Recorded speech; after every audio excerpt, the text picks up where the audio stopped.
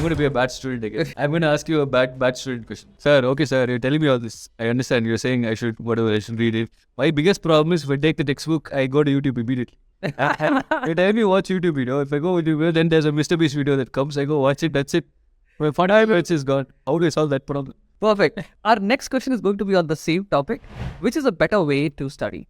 Study for 20 minutes, take small break, and then repeat. Or study for like 2-3 hours on a stretch, finish one chapter, and then take a break.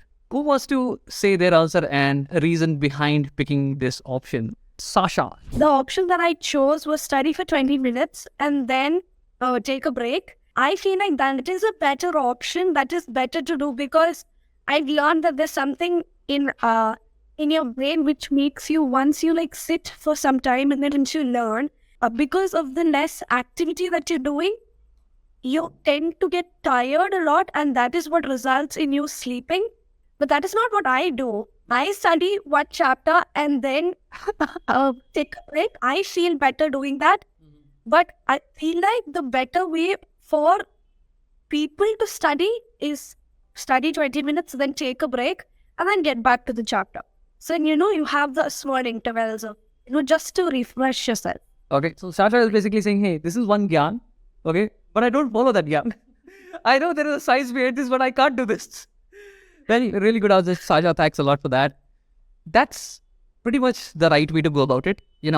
If you actually practice this technique, this is called Pomodoro Technique, right? And Avi, I guess, you've already made a YouTube video, so you can talk about... I know, I was also jumping to answer this question because this is like, it's one of those things that's literally changed my life. I had this exact problem when I was studying. I could not focus for, first of all, I find it really hard to start studying. I just didn't have the motivation.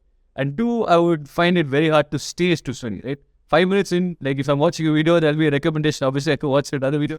And that's it, 3 hours gone. I'm like, oh my God, that's it. So I had this problem. I don't know if many of you face it. I know many of my students face it. So yeah, like I was saying, Pomodoro was one of those techniques that really helped. So what is a Pomodoro technique? I made videos about it. It's basically, think of your studying in terms of timer chunks. So you study for 20 minutes, take a 5-minute break. 25 minutes, take a 5-minute break. 25 minutes, 5-minute break.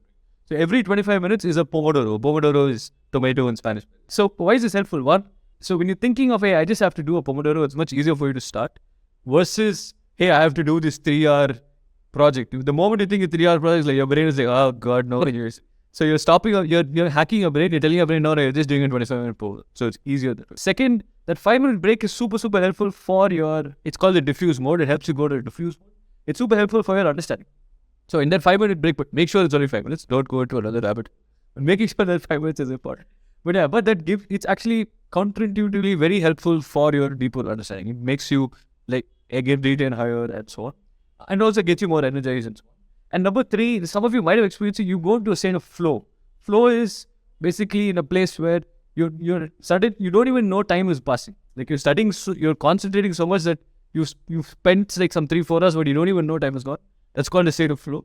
Doing Pomodoros helps you go there quicker and faster. So these would be my top reasons for using Pomodoros.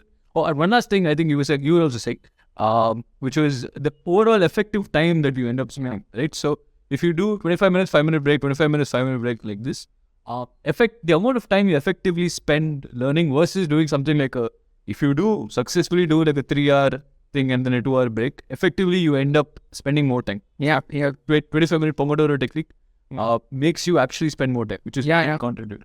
So basically, just to add to this, what Sasha was telling, that your energy levels, right?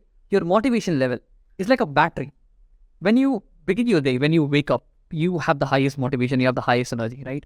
And slowly throughout the day, it keeps on draining. It keeps on going down, right? And if you have a huge chunk of session where you focus and then read or study, your energy will go down drastically, right? And then after that, you find it really hard to actually motivate yourself to study. First of all, there's a lot of distraction. There's games and YouTube and so many things, right?